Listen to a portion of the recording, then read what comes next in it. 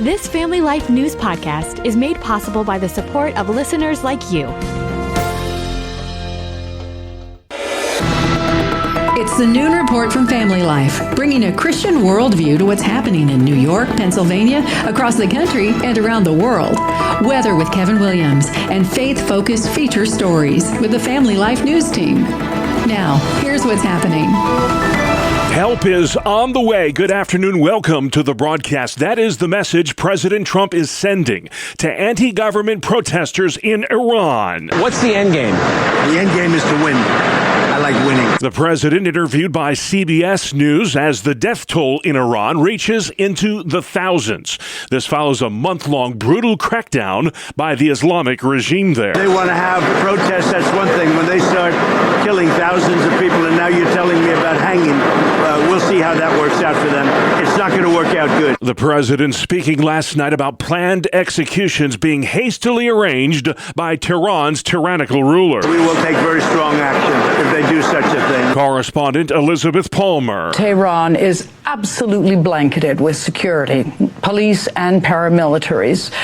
People are going about their business but keeping their heads down. Universities are closed. Schools are closed. The confirmed death toll in Iran sits at more than 2,500 now. Thousands more have been arrested, according to a U.S.-based human rights group. Violent clashes continue between police and protesters in Minneapolis, Minnesota. The mayor there, Jacob Frey, says he's not opposed to immigration enforcement, but it has its limits. I do not support abolishing ICE. However, I absolutely oppose the way that this administration is conducting themselves with us. Influential podcaster Joe Rogan. You don't want militarized people in the streets just roaming around, snatching people up. Are we really going to be the Gestapo? Where's your papers? Is that what we've come to? Border Patrol Chief Greg Bovino has the following advice to any Minnesotan who might be fearful of law enforcement. If they're United States citizens or legal permanent residents or have some type of legal status to be or remain here in the United States, there's no reason to be scared. However, if they are a criminal alien or an illegal alien, then they should probably be very scared. The demonstrations erupted after the ICE-involved fatal shooting of 37-year-old Renee Good a week ago today. President Trump says starting February 1st, the federal government will cut off funding to any sanctuary city or state. These are communities that refuse to cooperate with ICE. Winter weather advisories in effect for much of the Family Life listening area. Rain will flip to snow tonight. Up to a half foot or more of snow is possible near the Great Lakes. Meteorologist Aaron Reynolds with the National Weather Service. Tomorrow will be really cold, and then we'll have just a brief rebound, but it looks like overall the pattern is going to stay cold for the next 7 to 10 days. Wind chills will be near zero tomorrow. The Thursday morning commute could be, in a word, dicey. Vice President Vance and Secretary of State Rubio met this morning at the White House with Denmark's foreign minister. They discussed the possible sale of Greenland, the world's largest island, to us.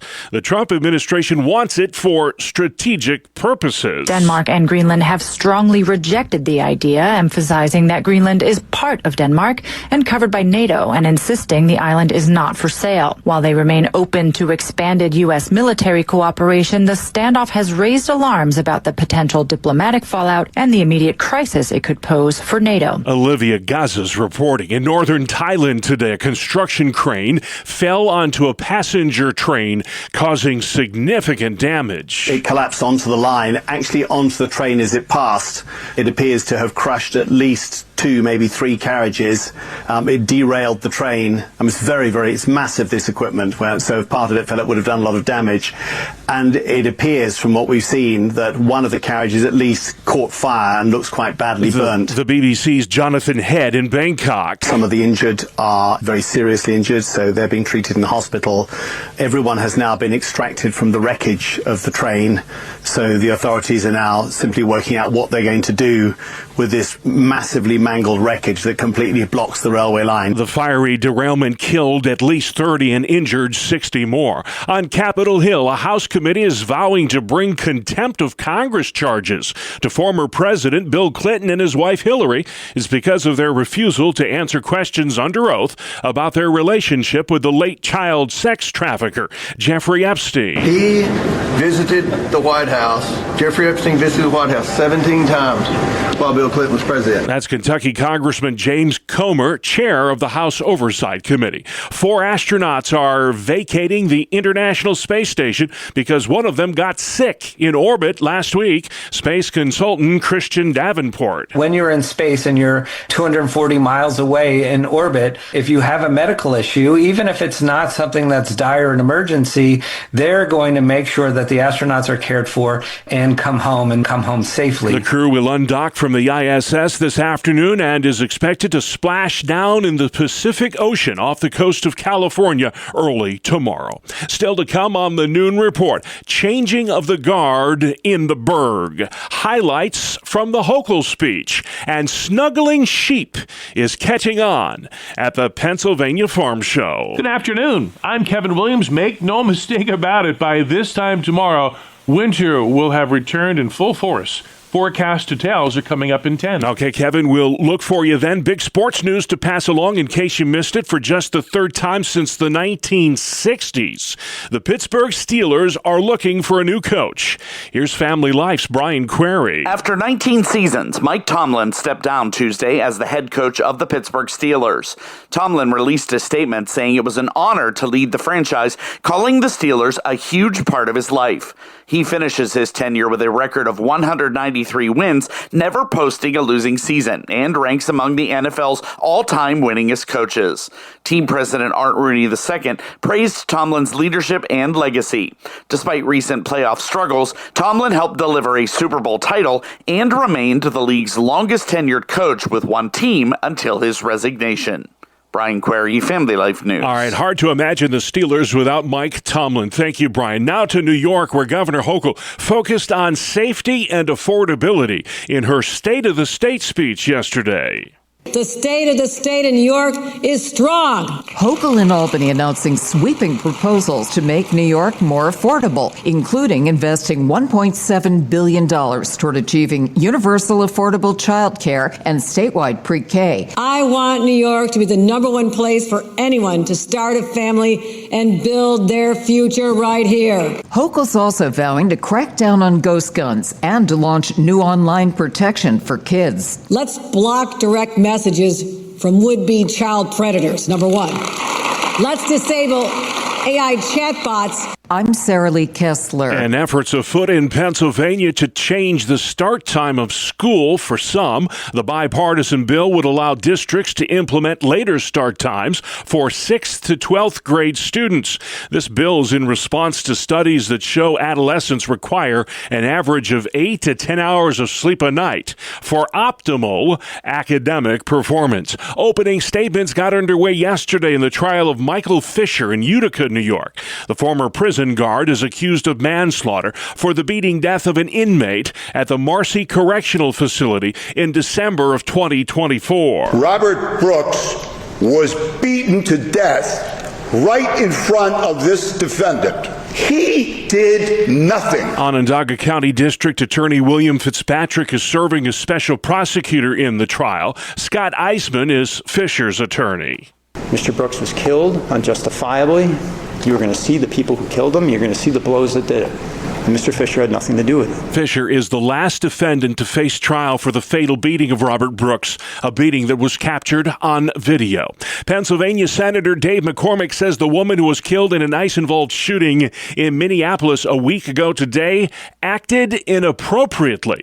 The Republican lawmaker added that the Renee Good shooting was a tragedy, but the 37-year-old mother of 3 acted in a way that made the officer who fired that fatal shot feel threatened. That shooting has sparked anti-ICE protests all across the country. The Monroe County, New York legislature has just approved the use of body cameras and tasers by probation officers. It's due to the high percentage of people on probation having been convicted of gun-related crimes. As public safety becomes more and more of a crucial issue, because it is an essential issue, you want to make sure that when issues happen, you can go to the video. County legislator Howard Howard Mafucci says if probation officers wear body cameras, it will ensure transparency during critical incidents. It appears more of us are getting the message about the dangers of digital addiction. A new poll shows half of all Americans are spending less time looking at screens, and it's making many of us happier overall.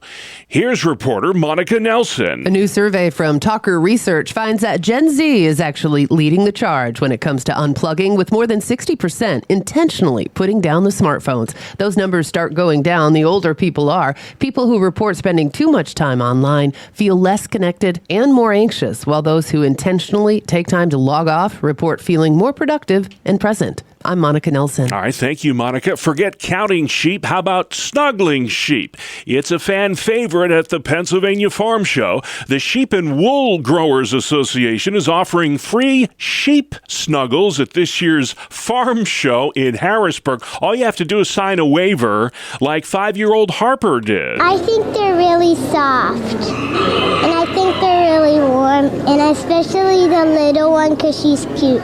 And she doesn't even mind it if we're petting her. The black-nosed sheep are part of a rare breed that hails from Switzerland. There are less than 20,000 like them in the world. Owner Betsy Myers. Well, they're known as the cutest sheep in the world.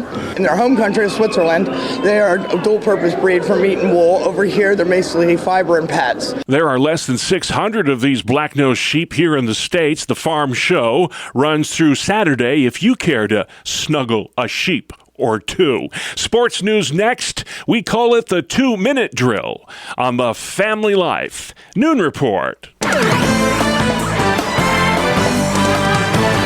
Good afternoon, I'm Randy Snavely. Mike Tomlin is out as coach of the Pittsburgh Steelers. Owner Art Rooney II said Tomlin informed him of his decision yesterday. He has coached the Steelers for 19 seasons. Action on the ice. The Penguins fell in a shootout to the Lightning. Evgeny Malkin tied the game late in the third to send it into OT and then the shootout, but Nikita Kucherov put the game winner in to give Tampa Bay the 2-1 victory.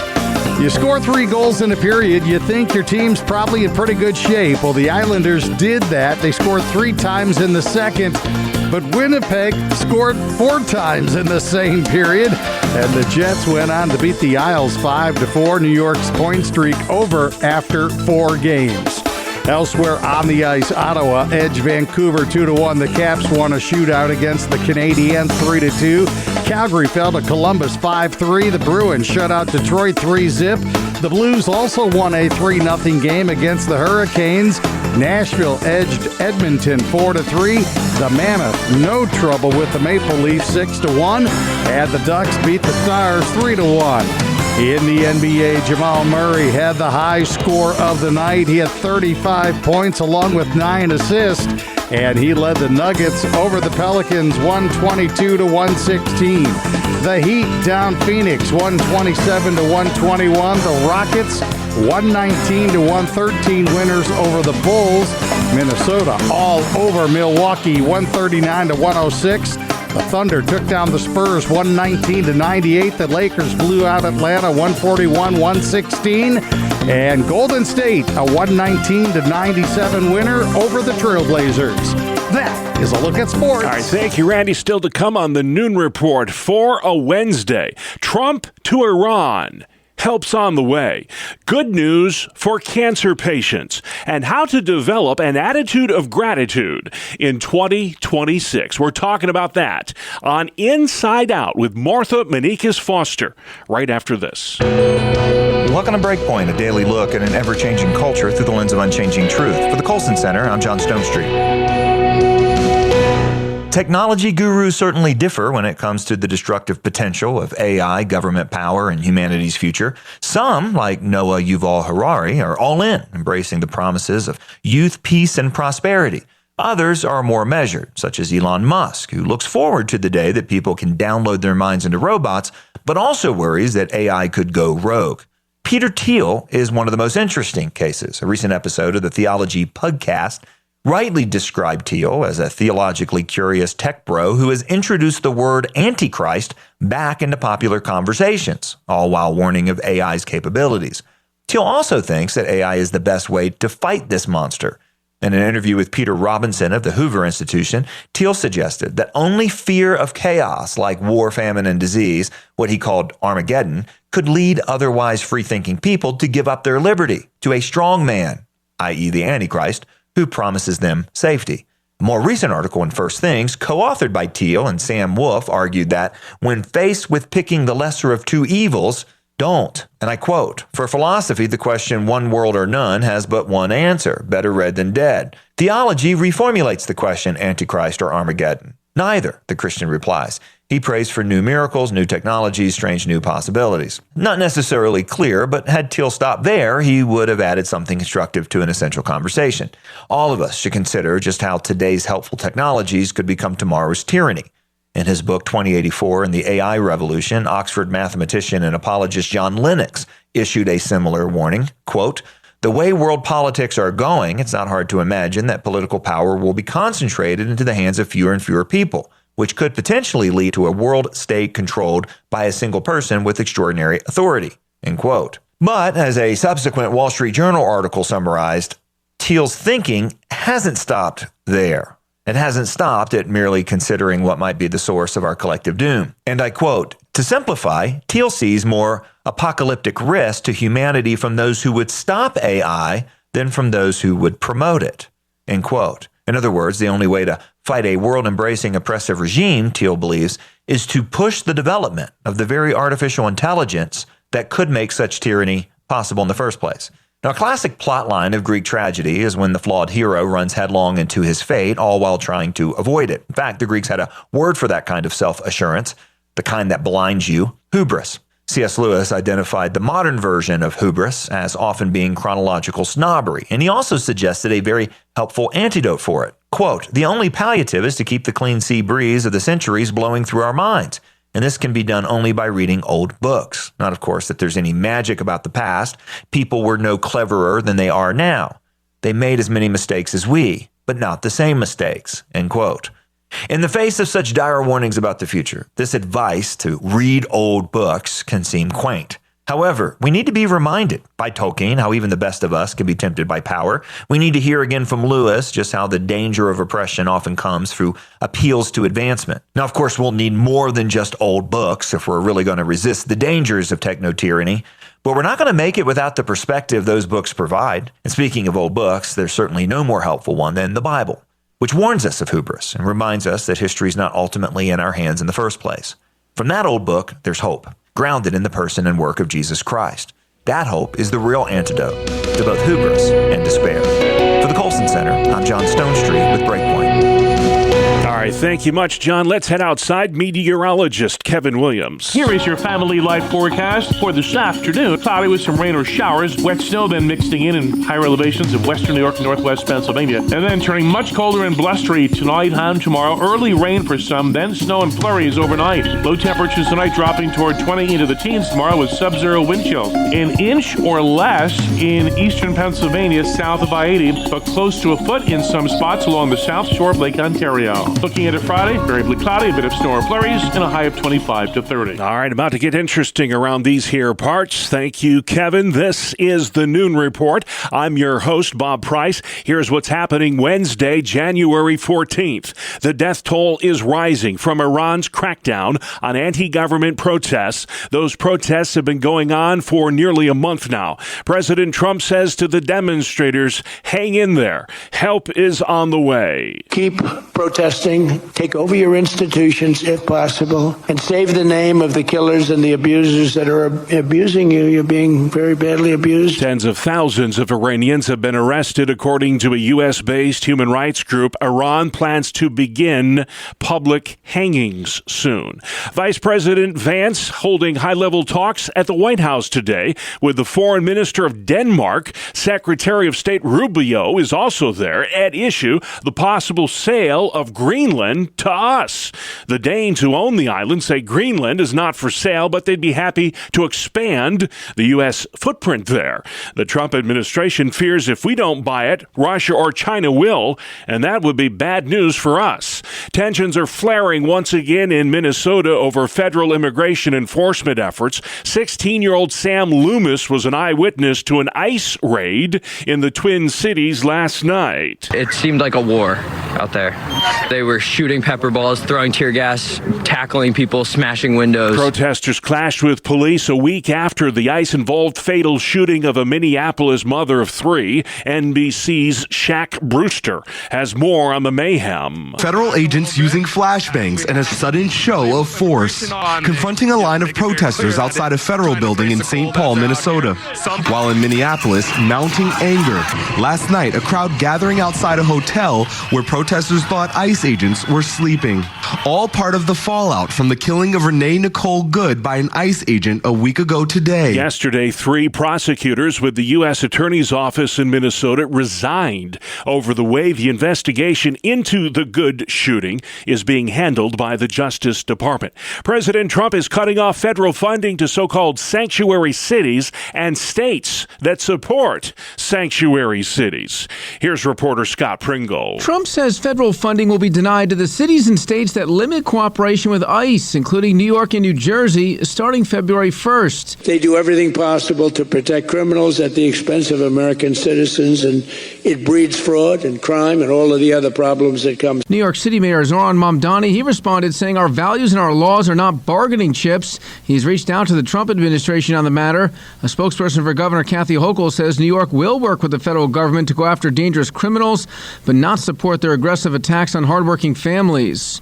Scott Pringle, New York. Governor Hochul focusing on affordability, accountability, and safety in her 5th State of the State speech yesterday in Albany. She pitched a $1.7 billion universal child care program and wants every 4-year-old in New York to have access to pre-K by 2028. She had to thread a needle between moderate Democrats in the suburbs and upstate and more progressive Democrats in New York City. It is one reason why she's really leaning into both expanding child care and pre-K, universal pre-K. These are issues that sort of transcend party. Susan Arbetter is host of Capitol Tonight on Spectrum News. The governor also received big applause for creating a protest buffer zone around houses of worship, and her decision to allow lawsuits against federal immigration officers also saw some enthusiastic applause after a federal agent fatally shot a Minnesota woman last week. The governor endorsed a ban on ghost guns and pushed for more protections for kids on social media during yesterday's big speech. House Speaker Mike Johnson supports holding Bill Clinton in contempt of Congress after the former president refused to appear for a deposition in the Jeffrey Epstein investigation. NBC's Alice Barr says former Secretary of State Hillary Clinton was also called to appear before that panel. In a letter to the House Oversight Chair, both Clintons declined, saying they had nothing to add, calling the subpoenas legally invalid, and writing, quote, every person has to decide when they have seen or had enough and are ready to fight for this country, its principles, and its people. California Democrat Ro Khanna, who helped lead the charge to get the Epstein files released, says the Clintons should testify. Everyone involved should be providing an explanation, and I have conducted this in a way that doesn't single out Republicans or Democrats. House Oversight Committee Chair James Comer of Kentucky says he'll move contempt proceedings through his panel next week. Encouraging news for cancer patients. According to the American Cancer Society, 7 in 10 people today now survive cancer for at least 5 years after their initial diagnosis. That's up from just 5 in 10 during the mid-1970s. Experts attribute the higher survival rate to earlier diagnosis. 4 crew members aboard the International Space Station will start their journey home today, nearly a month ahead of schedule. Rory O'Neill reports. One of the 4 is ill, so NASA is bringing them home early. Our timing of this departure is unexpected, but What was not surprising to me was how well this crew came together as a family. Zena Cardman is commander of the flight, undocking this afternoon and splashing down off California Thursday. Their departure leaves just 3 crew members on station, which will be a challenge. NASA is working to move up the launch of replacement crew members. I'm Rory O'Neill. You're listening to the Noon Report, a midweek edition on Family Life. I'm Martha Manikas Foster, and this is Family Life's Inside Out, where we talk about how God transforms his people from the inside out. To commemorate the start of a new year, I thought I'd get us some help resolving what's behind and pressing on to what's ahead. My guest in this enterprise is veteran pastor Dave Stone. He's a member of the board of directors for Focus on the Family and host of Focus's podcast, Pastor to Pastor. Dave, now I know we'll make mistakes in this new year, and we probably already have, but what would you recommend we weave into our lives that could encourage our growth as disciples of Jesus Christ and put us in a good place to exercise the gifts that he's given us? Yeah, they say the second Friday of January is Quitter's Day. Because really? That's the day when most people have quit their New Year's resolution. And I always like to point out to people that God's more concerned with our direction than he is our perfection. We're not going to be perfect. That's why Jesus came to earth, is because we know that we're going to make mistakes, and he knows that as well. Mm-hmm. And yet the desire is to say, okay, what are some healthy practices that we can have? And things like having a time where we talk to God, we meditate, or we read God's word.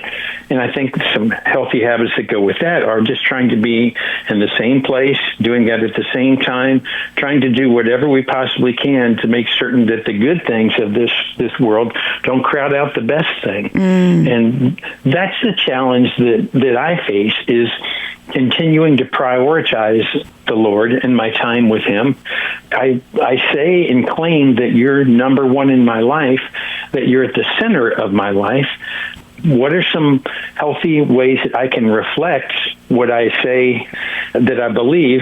How can I reflect that on the outside? And I think that's the challenge for all of us, is not allowing ourselves to give in when we miss a day in God's word, or we haven't prayed or talked to the Lord in a couple of days. We can beat ourselves up and say, well, I guess I'll stop doing that. Well, no.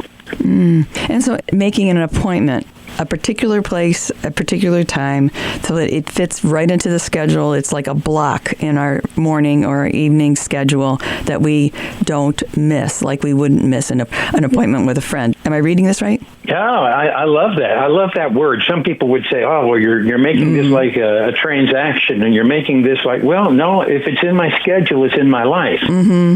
There are likely things, Dave, that we carry into the new year that can actually get in the way of moving forward with our good intentions. What is it that we're dragging behind us into a new year that could actually work against us moving forward in the way that God would have us move? I think Satan will do whatever he can to try to dissuade us or to discourage us. Someone said that his strongest weapon is that of disappointment and just looking at ourselves and saying, oh, boy, I'll never measure up. But I've found that when we flip the table and instead we focus on gratitude, that some really incredible things can happen. At the heart of being a Christ follower is this appreciation for the fact that, we're not in an Old Testament world. We're in this new covenant with Christ, where now we have access straight to the Father through Jesus Christ. And so we have the opportunity to express gratitude for things like the forgiveness of sins. So I come back to gratitude. That's at the heart of how it is that we can overcome some of these gremlins and demons from the past. We're always asking, what if we just started and said, Lord, let me just spend my first couple minutes just adoring you and thanking you. Thank you for the change that you have wrought in my life. Thank you for the fact that I am on a different trajectory this year than I was 5 years ago. Thank you, Lord, that you accept me even when I start to go back down that old road, and you lovingly lead me back to the narrow path. Some people do gratitude journals, and they'll write down, at the top of their journal what that date is, and they'll write 3 things that they're grateful for. Mm-hmm. How does the gratitude help us with those things that might be, or we feel like are clinging on to us as we move forward? I remember Lee Strobel saying to me one time, he said, everything that has ever helped me mature was something that was difficult and hard in life. Yeah. It never was something that was easy. Yeah. And what he was saying is, I'm grateful and I praise him in the bad times because I know God will work good out of this, and he's sharpening me. He's refining me. Amen. That's pastor and podcaster Dave Stone for this week's edition of Inside Out with Martha Meneikis Foster. You can listen to Martha's entire interview at Apple Podcasts, Spotify, YouTube, or FamilyLife.org. Good afternoon. Here is your Family Life regional weather forecast. A very active weather pattern is upon us. A pair of cold fronts and developing low pressure will combine to bring rain, then snow and wind and plunging temperatures. A rather active few days are ahead. Now, for this afternoon, it's cloudy with some rain or showers. Wet snow then mixing in higher elevations of western New York and northwest Pennsylvania. Temperatures steady or falling slightly from where they are now. And then turning much colder and blustery tonight and tomorrow. Early rain for some, then snow and flurries overnight.